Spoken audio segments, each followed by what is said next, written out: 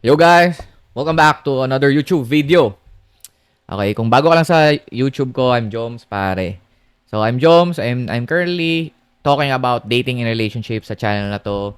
Basically, this is my channel to share some insights or to share my experiences, knowledge na din when it comes to dating and relationships.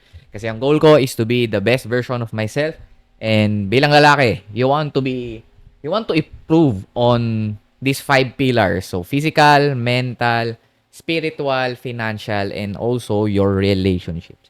So currently, andun ako sa relationship side kasi andun din yung interest ko. So itong channel na to, more on dating and relationship kasi mas okay na niche down tayo para kapag meron kayong kailangan when it comes to dating women or having relationships with them, alam nyo na agad kung sino yung lalapitan. Si Jobs lang pare. So, because I always got you. Okay, sa video na to, pag-uusapan natin ang isang nag-comment sa video ko. So, ito medyo nakuha niya yung attention ko kasi parang gusto ko lang siya gawan ng video. So, yun. So, before natin basahin yung video, gusto ko lang sabihin na meron akong on-demand online video program called Attraction Inertia Triggers, in which doon malalaman nyo on how to naturally attract women by triggering their biological buttons little by little hanggang sa magustuhan ka nila using momentum-based attraction. So kung ikaw ay torpe, kung ikaw ay palagi na-friend zone, palagi nababasted, or nare-reject, check nyo lang yung link sa description, click nyo na lang. So balik tayo dun sa video. So, ang sabi niya, ito siguro ipopost ko na lang din dito, basahin nyo na lang.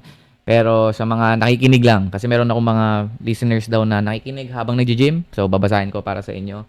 So sabi niya dito, pansin ko sa mga babae kahit gustong-gusto nila yung lalaki, di man lang kusa lumapit at makipag-usap sa lalaki. Relationship naman sa lalaki ang gusto nila. Di naman masama kung manligaw ang babae sa lalaki? Question mark. So yun. So yun yung pag-uusapan natin ngayon kung bakit hindi lumalapit ang babae kahit gustong-gusto na nila yung guy. So first of all, totoo naman, di naman masama na yung babae yung manligaw sa lalaki. Okay? Sa panahon ngayon, di naman masama. However, less likely talagang mangyayari yan. Okay? Less likely na mag-i-initiate yung girl. Okay? The best thing na pwede lang nilang gawin is to drop hints. Hindi sila yung tipong lalapit sa'yo, tapos sasabihin na, gusto ko kita, pwede ba kitang ligawan? No. Never nilang ginagawa yan. Okay? Like, it's less likely, very less likely na yung babae yung mag-first move. Ang first move lang na gagawin nila is hints. Tinatawag na hints. So parang magbibigay sila sa'yo ng signals. Signs of interest ang tawag yan. Magbibigay sila sa'yo ng signs of interest and nasa sa'yo na kung paano mo siya babasahin, kung paano mo siya i-observe. Okay? Pero never silang lalapit sa'yo, never silang mag-i-initiate. Ganyan. Ang gagawin lang nila is magbibigay sila ng signs of interest. Kasi noong unang panahon, once upon a time, ito, kahit way back pa, merong tinawag na term dyan. Ang tawag doon is yung handkerchief drop. Bubulol ko man. Handkerchief drop. Okay? Meaning ng handkerchief drop is yung, noong unang panahon, once upon a time, kapag nasa ballroom yung mga tao, alam mo yun, yung merong mga event. Ayan, ang gagawin ng babae kapag meron silang trip na guy, is, ang gagawin nila is medyo lalapit sila sa space ng lalaki, tapos, idadrop nila yung panyo nila. Kaya tinawag na handkerchief drop. So, idadrop nila yung panyo nila, tapos, aantayin nilang mapansin ng lalaki. Okay, kunwari hindi nila sinasadya. Kunwari, nagsayaw-sayaw sila. Tapos, malapit sila doon sa guy, o kaya dumaan sila sa guy, bigla nilang bibitawan yung panyo nila. And then, syempre, as a guy, as a gentleman, pupulutin mo, kasi malaki nga yung dress nila eh. Pero, kaya rin naman nilang pulutin yun. Kumbaga, dahil nga gentleman, kukunin, ito ibabalik. So, that's the way kung paano nila kunin yung attention ng lalaking gusto nila. At hanggang ngayon, ginagawa pa rin nila yan, pero mas subtle na ngayon. Mas subtle, ibig sabihin, hindi na ganun ka-obvious. Kasi ngayon, kapag naglaglag ka ng panyo, di ba, parang medyo obvious. So, ngayon, hindi na ganun ka-obvious kung paano sila magbigay ng interest. Okay, kung paano sila magbigay ng signals. Yun lang yung gagawin nila. Never ka nila lalapitan. They will never approach you. Hindi ka nila liligawan. Just like kung paano tayo. Ganyan. Alright? So, tayo talaga dapat yung first. Tayo talaga yung nagpa-first move. Okay? Tayo ang gagawin lang natin. We just observe. Okay? Look for handkerchief drop. Okay, sino dito yung mga babaeng nagbibigay sa akin ng signs of interest? Okay, kasi malalaman mo yan. You just need to observe. Okay, you just need to be in the moment and observe yung nasa paligid mo. Kasi kapag lagi ka nga sa utak mo wala, hindi mo makikita yung mga yan. Hindi mo makikita yung mga signs na binibigay nila sa'yo. Okay? So, kaya 'di ba sabi ko sa mga video ko, always be grounded. Huwag kayo laging nasa fantasy world. Huwag kayo palaging nasa phone. Ayan, huwag kayo palaging nagfa-fantasize, nag-overthink. Kasi kapag nandito ka palagi or lagi kang nasa phone, wala ka sa moment, wala ka sa present moment, hindi mo makikita yung mga signs of interest na binibigay sa ng girl. Okay, mamaya pag-uusapan natin ano yung mga signs na binibigay nila ngayon. Kung hindi na sila nagda-drop ng panyo, ano na yung mga signs na binibigay nila to to grab your attention and to hope na makita mo sila at lapitan mo sila. So mamaya magbibigay ako ng mga signs na ganyan. So gusto ko lang rin dito i-discuss na kapag kasi na men are the pursuers and women are the choosers. Ibig sabihin, men talaga yung magpo-pursue kasi nga tayo yung hunters. So, okay, so tayo talaga yung magpo-first move. So wag kang mag-aantay na yung babae yung lalapit sa kasi it will never happen. Ang gagawin na lang, lalapit lang sila, malapit sa at magbibigay sa ng signs. And it's your job to look for those signs and actually pounce for it, 'di ba? Pursue it. Na ikaw yung mag-first move, ikaw yung mag-open ng conversation. So, ayoko kasi sa guys yung napupunta sila sa waiting zone. Ayoko yung mapupunta kayo sa waiting zone. Yung wait ko na lang na may mag-ano sa akin, na may magbigay sa akin ng signs. Wait ko na lang na siya yung mag-first move. Man, hindi mo makukuha yung gusto mo kung nakadepende sa ibang tao yung action na gagawin. Okay? Pag nasa kanila yung control. Kunwari gusto mo naman yung girl, huwag ka na mag-antay ng signs. Huwag ka na mag-antay na bigyan ka niya ng sobrang obvious na signs na siya yung lalapit sa'yo, na sasabihin niya gusto o crush ka niya. You should go for it. Kaya sabi ko sa ilang video ko kung napapanood nyo na, always assume for interest unless nagpakita siya ng sign of low interest. Okay? Always assume na meron siyang interest sa'yo. So, Joms, paano ko ba malalaman kung interesado ba sa akin yung babae? Ano ba yung mga signs? Ano yung mga subtle cues na binibigay nila, na pinapakita nila para masabing gusto nilang ma-approach, gusto nilang ma-pursue. So, number 1 is eye contact. Okay? Yun talaga yung sa akin, eye contact. Okay, never kang titingnan sa babae sa mata kung hindi niya gusto yung nakikita niya. So, once nakita mo yung babae, nagkatitigan kayo more than 2 seconds, more than 1 second nga lang Kahit more than 1 second, more than the usual, most likely gusto niya yung nakikita niya.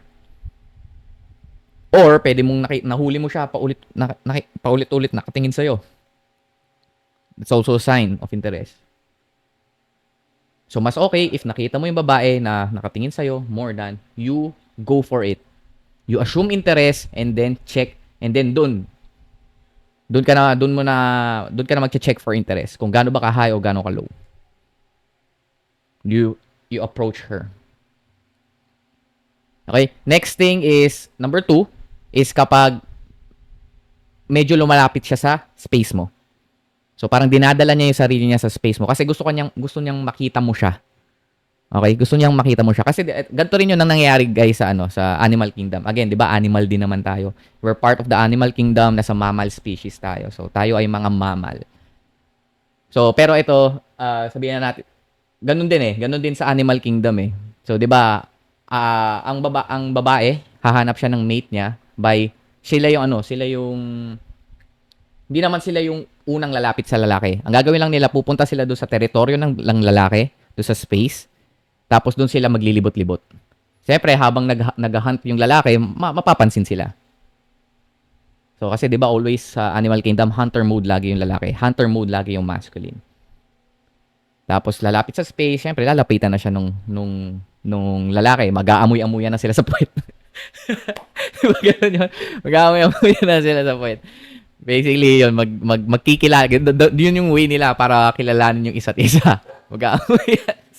So sa atin, more on, hindi mo kailangan amuyin sa puwet. Kailangan mo lang mag-first move. Kailangan mo lang, yun, ask for her name. what do you do, maybe a little of getting to know question and have fun. Ayan. So, number 1 is eye contact. Number 2 is yung kapag lumalapit siya sa space mo. Yun yung mga subtle signs or cues. So, and lastly, number 3, kapag, wala akong maisip na number 3 kasi number 1 and 2 sapat na sa akin yun para malaman kung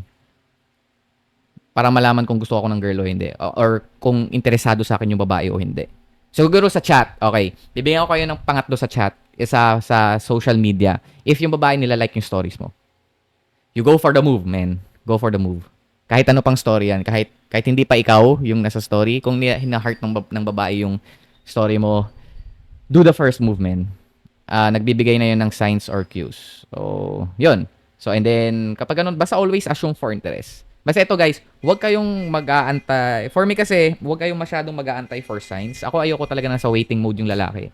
Gusto ko nasa hunter mode tayo palagi. Ayoko nasa waiting mode kayo. Kasi ibig sabihin, kapag nasa waiting mode kayo, you're waiting for someone para makuha mo yung gusto mo. Why not create the moment, create the action para makuha mo yung gusto mo? Yung parang nasa sayo mismo. Nasa iyo mismo yung action. Okay? Hindi lang ikaw yung parang si Juan Tamad na nag-aantay na gutom siya pero nag-aantay siyang may malaglag sa bibig niya. So sa akin, mas makakuha kayo ng success. Mas makakuha kayo ng success with women kung wala kayo sa waiting mode. That's why always assume for interest. Ganyan. And if merong babaeng nagbigay sa inyo ng cue na yon, mga subtle cues na binigay ko, go in. Go in for the move. Pounce. Hunter mode, pare. Ayan. So, yun.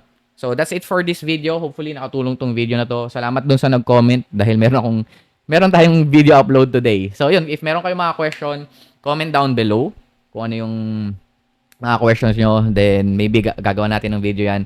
Kung I see na yung video ang comment nyo is video worthy. Ayan. So, yun. If, again, I would like to plug my online video program called Attraction Inertia Triggers. Kung ikaw ay palaging nababasted, nare-reject, na-friend zone, at nototorpe, you really want to know yung tinatawag kong momentum-based attraction called attraction inertia. Doon, in-explain ko ano ba yung real attraction, kung paano nag-work yung attraction between the masculine and the feminine. So, kahit hindi ka gwapo, kahit hindi ka mayaman, kahit torpe ka, you'll know how to attract women. So, yun. So again, this is Joms. Thank you so much dito sa pagstay sa video na to. I hope to next you on the next one. Let's go. Parang mali pa ata English ko nun. Basta gusto ko makita kayo. Sana makita ko kayo sa susunod na video. Yeah, let's go. Thank you, guys.